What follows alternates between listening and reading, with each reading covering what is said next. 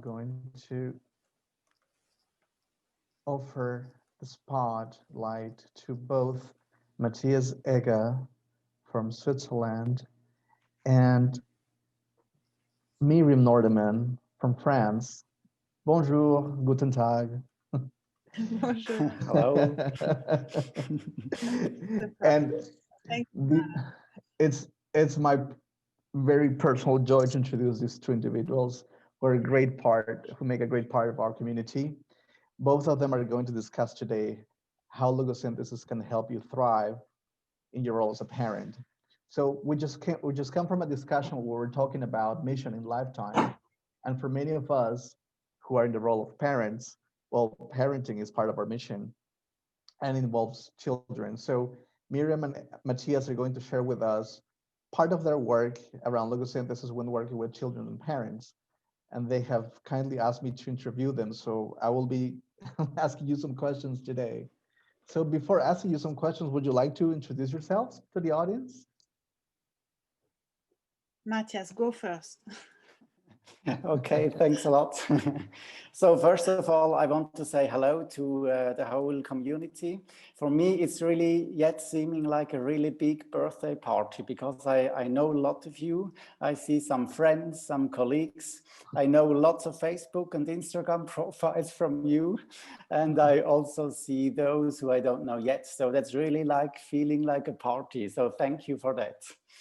And second is we just mixed up everything in our program. So we are the creative ones, like the work with children, just to be creative and turn it around. So we're also looking forward to it and taking it just as an experience and somehow also experiment. Right, Miriam?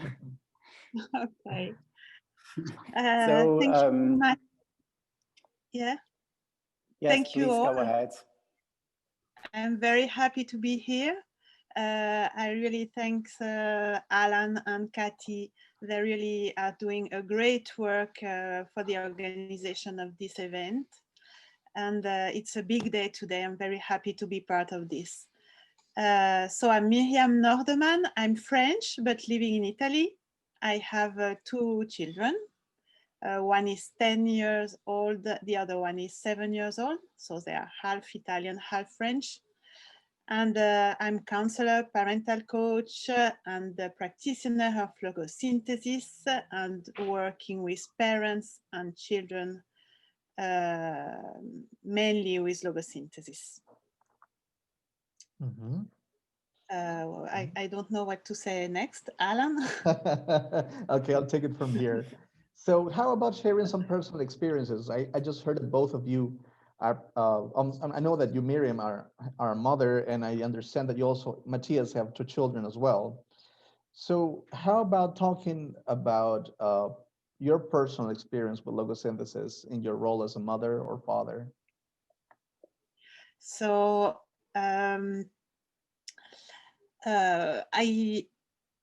work every day with logosynthesis as a parent because every time life with children is not a long, quiet life. It's always, there is a lot of energy and a lot of activation.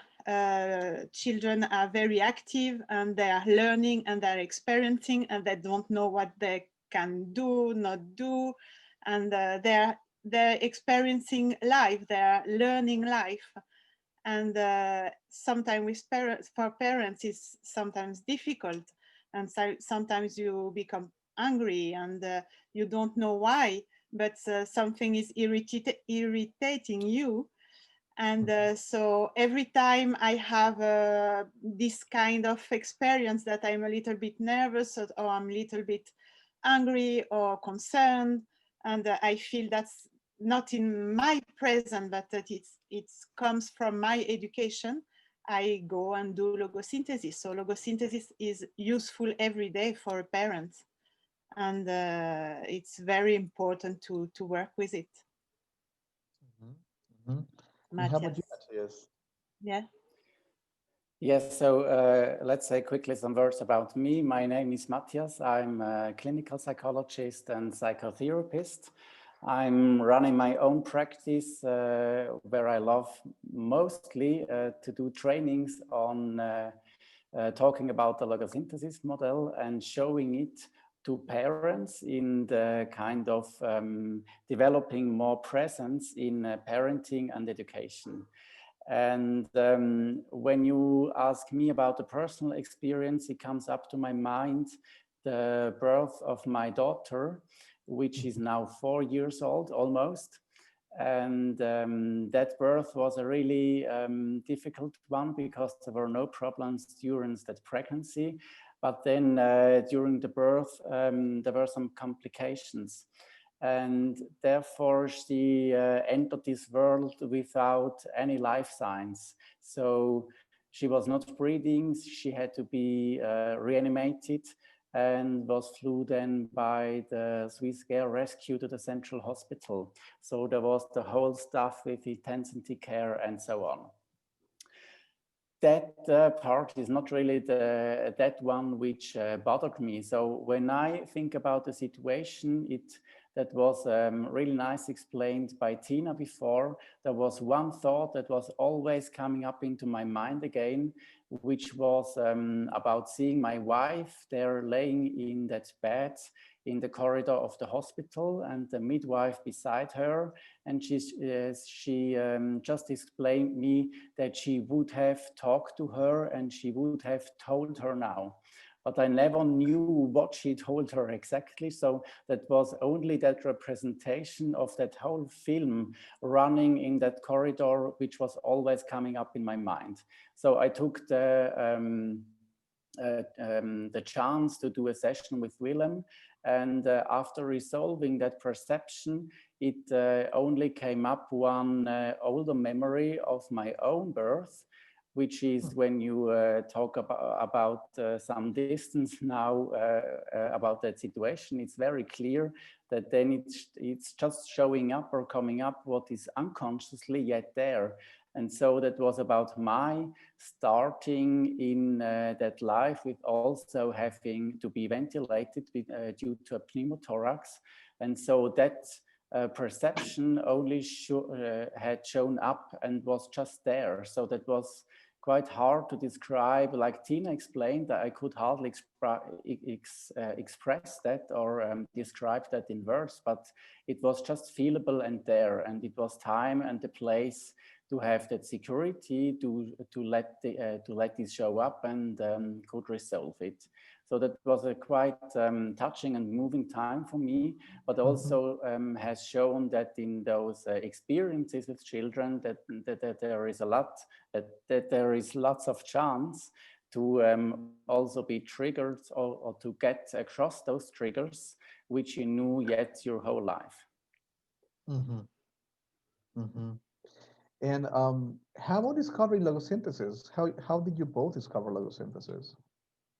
How about you, Miriam? How did you discover logosynthesis?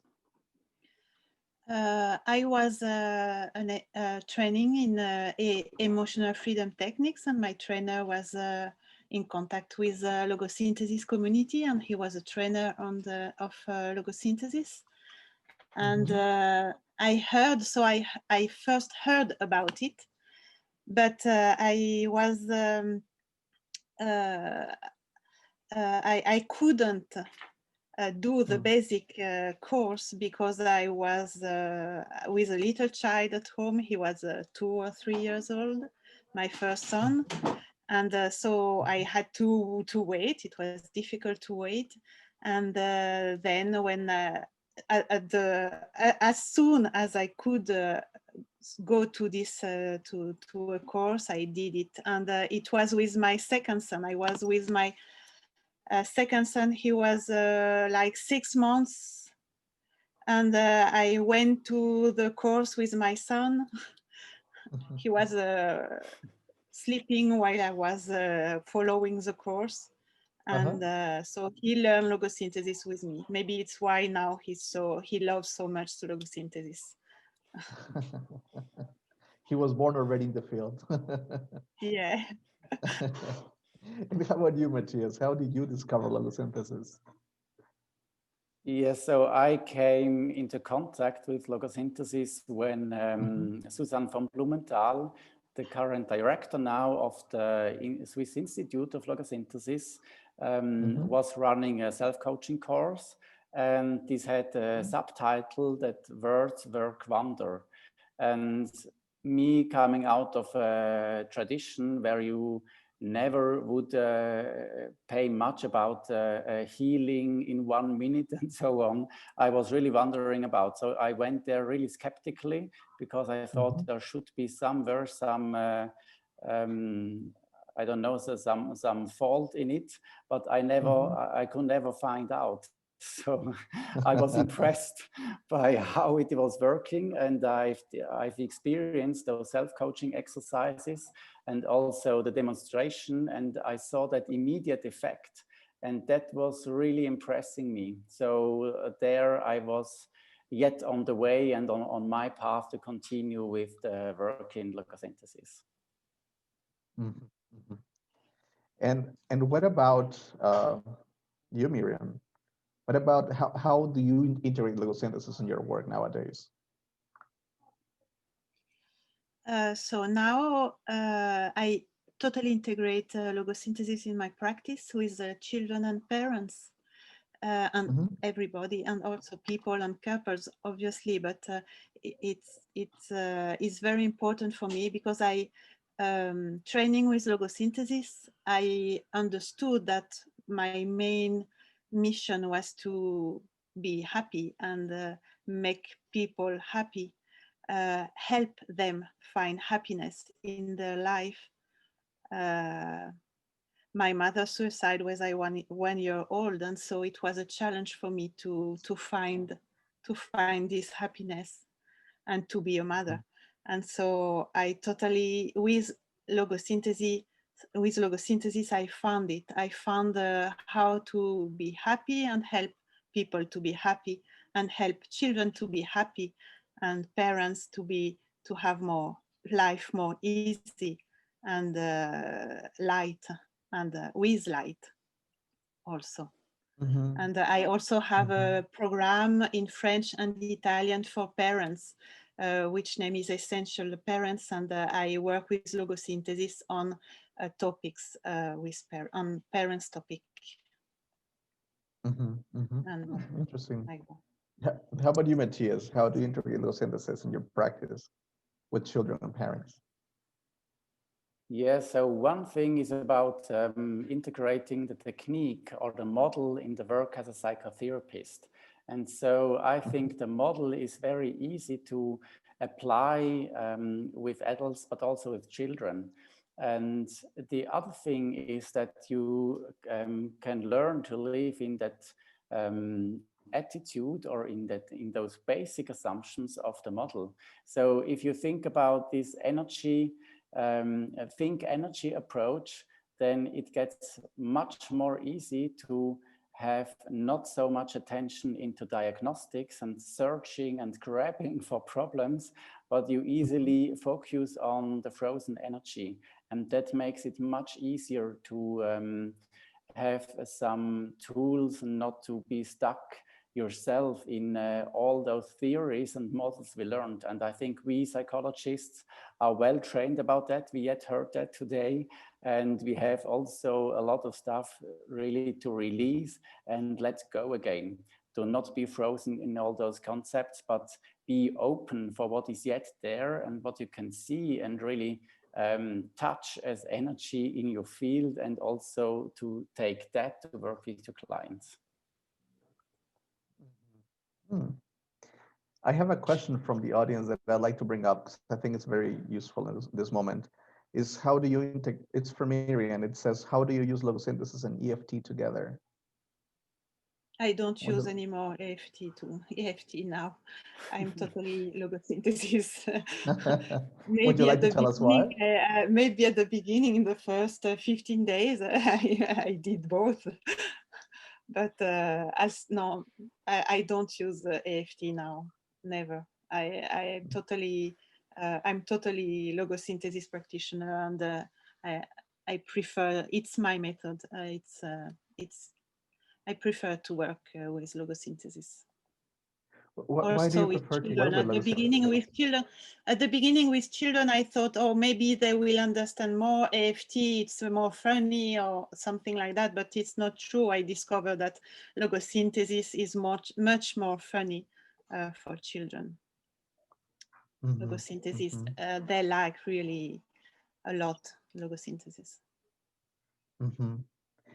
I have an common question that, and I'd like to ask in this time to Matthias, is like, when you work with children, how is it different from working with grown-ups? And you can both take the question too. Yes, I think I will also lead over afterwards to Miriam, but in my point of view, it is in the basic procedure, it doesn't differ. So you can use really the basic procedure as you learned it in the basic course, for example, but you are much more open or free in the way of activation. We also saw that before in that experiment. So if you take drawings, or I went before quickly into the room of my children and you find all that stuff like Playmobil and so on. If you use all those things for setting up, for example, a family constellation or a history of what you learned in school and so on about your experiences, then it's very easy to place those things and to neutralize directly these images or perceptions which are bound up in these representations. So you're free in the beginning and in the ending to integrate the basic procedure in that creative way of working. Miriam, would you like to comment? Yes, yes. Like Mathias just said, I also use. It's very easy to use the toys and pictures and things like that. Working with children, I like to do it also with parents, but it's great to do it with children. I wanted to show you, for example, an example that you can show to your to the children to work with on, for example, something about school. You can. I just found this image 1 week ago. And it's some image that you can show to your to the children and ask them what happens, which one is more describing their feelings or their thinking or the situation, what they are experiencing, and this can be the point to start working with logosynthesis. Okay. And I understand, Matthias, that part of your work also involves, working with parents, but also being a parent can be stressful. How do you think about stressful? How do you think about being stressed and being a parent from the point of view of logosynthesis? Yes, so I think for all of us who are mothers or fathers, you also experience some periods when you're stressed. So it's just an illusion to think about that you would never be stressed. Also, if you're a logosynthesis master practitioner, I guess. So it's just a matter of fact, and it's natural to have some triggers. And I think, so if you're living and educating your children, it doesn't depend on which theory of education you believe on, but you need to be in a relation with your children. That's the basic of education. And being in relation means to have a connection. And to be connected means that you are really also perceiving those emotions, or I don't know what, frustration or disappointments, for example, or anger of your children. So it comes over and over again that you have situations where you're triggered and confronted with your feelings and your behavior yourself. So I think that's really the chance and also the potential which you have when you're living together with children. You can't avoid it. So you can't go around and say, no, no, all these feelings, I'm so just leave it away and I'm not touched about it. You are. And so that's, I mean, my great wish for all of parents, that you look at it and that you really be aware of it and that you start to work on it, because there in it, it's really the potential to reduce triggers and to make life really a little bit more free or easy. Mm. Talking about examples on how to reduce the stress, Miriam, could you give us an example of how you help parents reduce the stress? Yes, for example, last week I had two cases, two different moms that came with, they were very nervous when the child were fighting together. It happens quite a lot in our life that the childs are fighting together. And they were very nervous. They couldn't react calmly or firmly or do something, because they were so reacted by the fights of the children. And for one of the mother working with Logosynthesis, we found a memory of her when she was at school, and the other children were annoying her. And so this when the fight of her children were connecting her to the memory of when she was a child and the other child were annoying her. And it was impossible for her to react calmly, because her energy was blocked in the past. And so working with Logosynthesis, she told me that it totally changed her also her resource to react in a good way with her children. And the other mom working with her,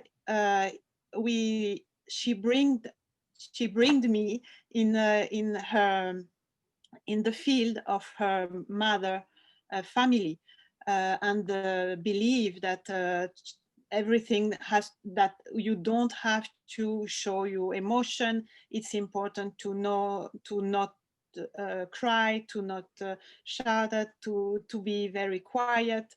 It was a German family, so everything she learned that in her, that it was important to not cry and make too much noise.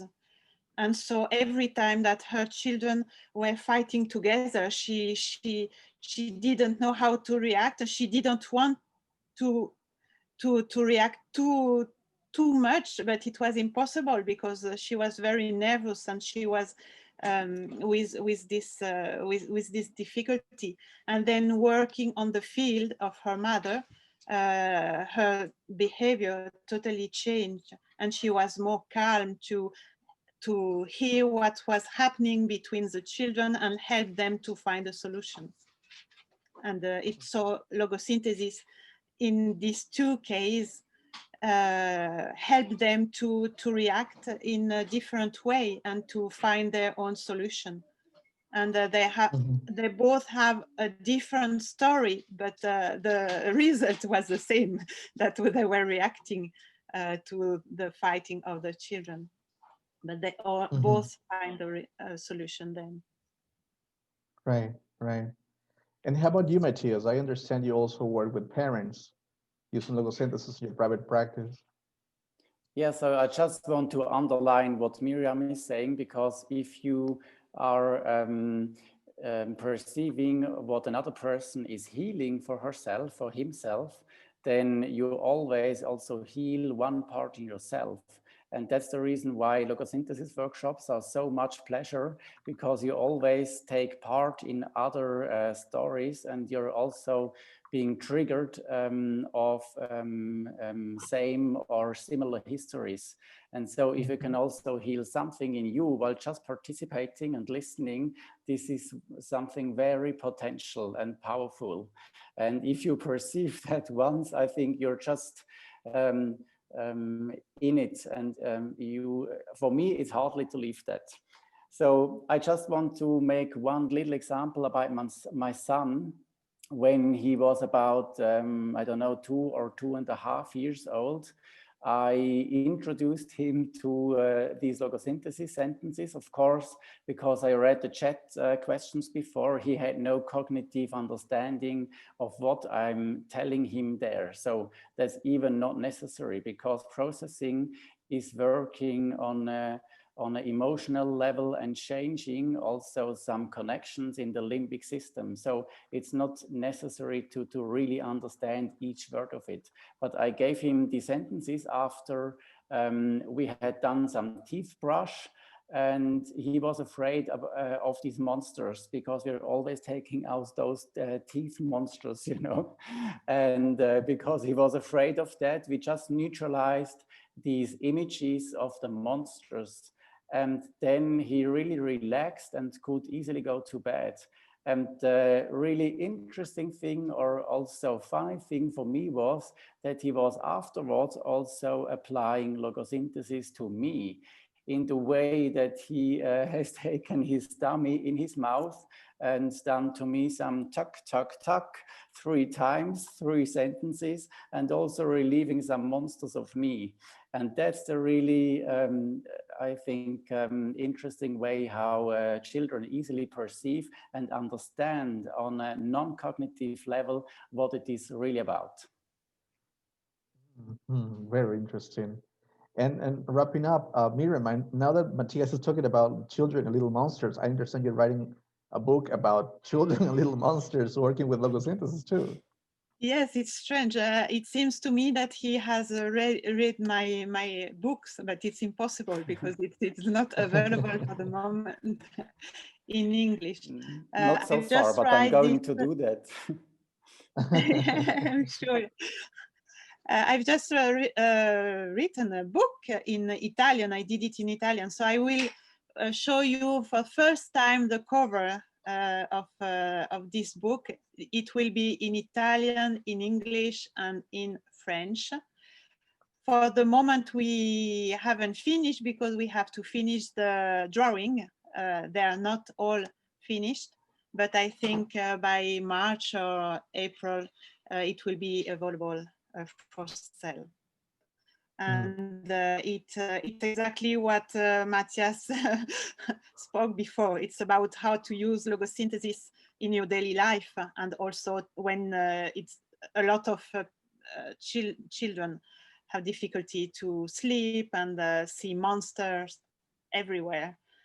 And with logosynthesis, they can catch them and make them disappear or neutralize. And it's all about it. It's I like with this book and with other books, I will hope that will follow in the next months and the next years. I'd like to learn to teach children to use logosynthesis in their daily life, and because I see that when I work with children, then they use it also as a self-coaching or coaching their parents, or as self-coaching, because they immediately love this way to do. And I also recently had a little client of 11 years old, and at the first time, it seems that he didn't want to work with logosynthesis. He was saying, no, I don't want. But I stayed there with keeping the space and build the relationships. And the other day, her mother told me, oh, but you know that now he asked me to do it with him. So now before we go to bed, we do it together. And because he immediately understood that it helped him, and he could do it also by himself or with her mother that also knows the logosynthesis. I'm afraid our time is up. Yeah. Time has flown away. But Okay. I heartfeltly invite you both to join again and host another session together to keep talking about this important subject. I know the audience is willing to ask more questions and get to know more and see what other opportunities are out there. So please go ahead and do it. And if you need help, just ask me and I'll help you do it.